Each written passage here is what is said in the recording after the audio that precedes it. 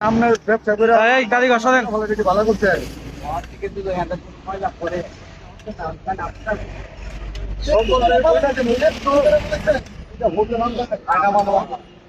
দুনিয়া খুব কষ্ট হচ্ছে আমার কথা বুঝে বেশি ময়লা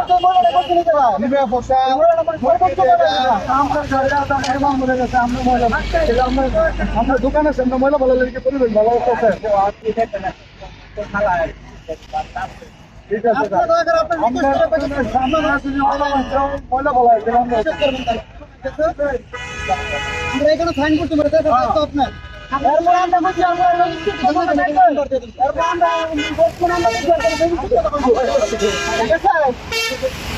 আচ্ছা